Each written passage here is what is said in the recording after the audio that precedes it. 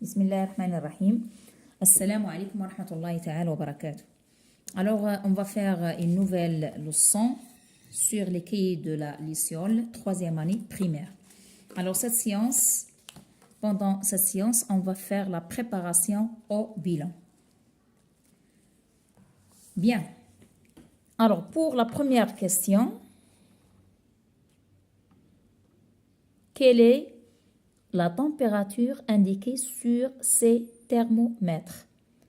Alors, observez bien les thermomètres.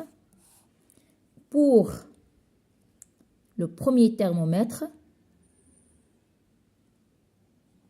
alors regardez bien ici les gradations. On a le 0 et au-dessus de 0, on a 10, 20 et encore au-dessus, c'est-à-dire en haut des 0, on a 10, 20 et ainsi de suite. Donc, pour chercher la température indiquée, on doit regarder ici le liquide. Donc, il est en 25 degrés Celsius.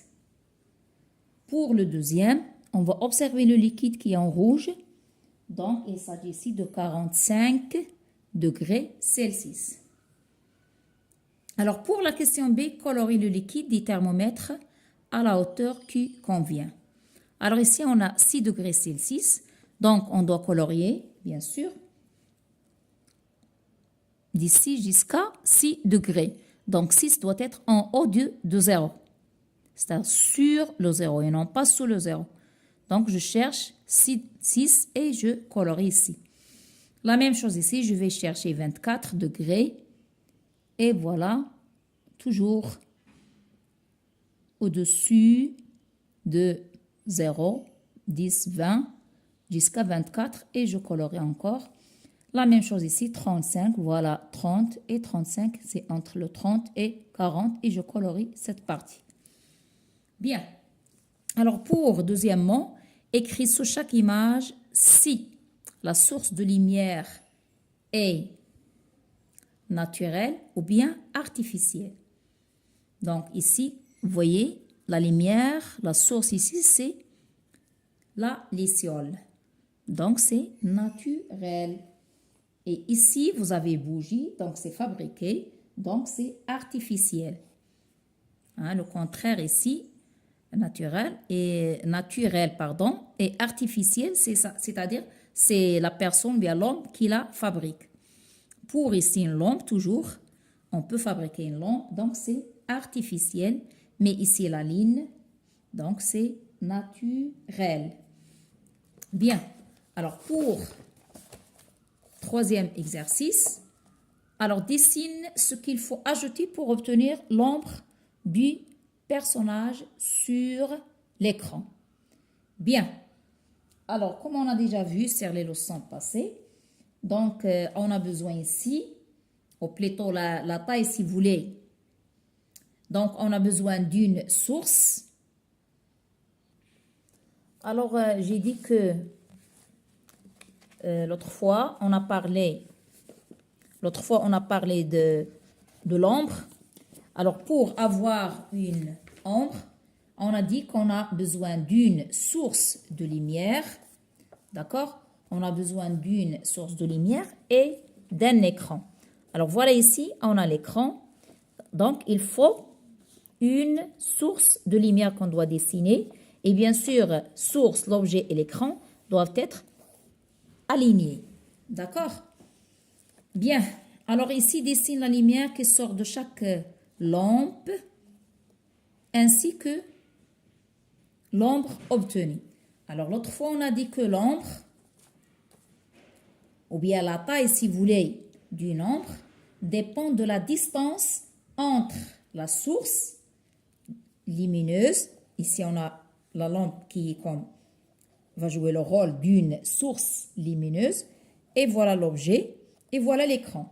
Donc, la taille ici, observez bien ici. L'objet, alors la distance entre l'objet et la source lumineuse. Et regardez la même chose ici. Donc, ici, on regarde que l'objet, il est proche de la source par rapport à la première image.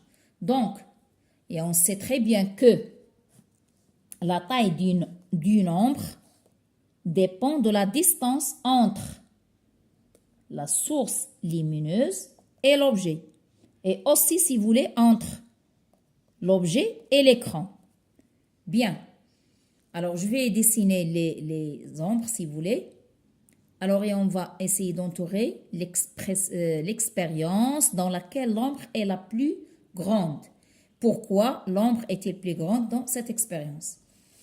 Et après, quatrièmement, on a écrit sur chaque image le nom de la force qui fait bouger les objets. Est-ce que c'est magnétique, électrostatique ou bien mécanique? Observez bien les images. Voilà, je vais essayer de, si vous voulez, de dessiner ici l'ombre. Alors voilà, comme j'ai dit, ici on a 25 degrés Celsius et ici 45 degrés Celsius.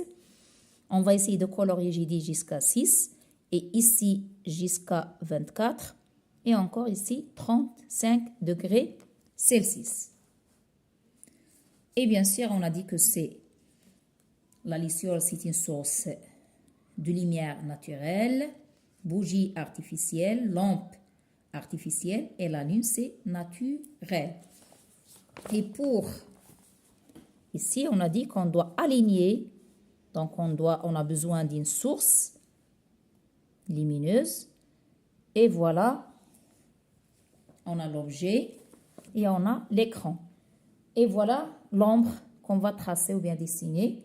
Alors, de la même façon ici, on va essayer de tracer la lumière qui sort de chaque lampe.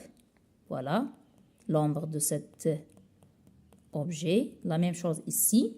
Et bien sûr, on remarque très bien que l'expérience dans laquelle l'ombre est la plus grande, c'est dans ce cas. Pourquoi?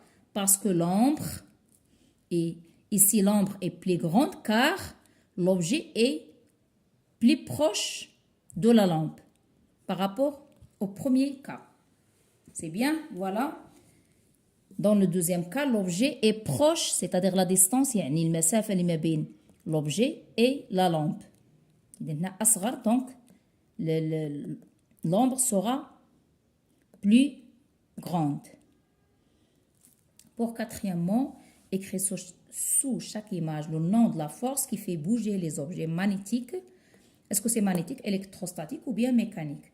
Alors, bien sûr, quand on pousse ou bien tire, c'est mécanique. C'est une force, si vous voulez, des muscles, donc c'est mécanique. Et ici, on a une force électrostatique. Et bien sûr, lorsqu'on a l'aimant, donc, il exerce une force magnétique. Voilà les exercices de la page 42-43.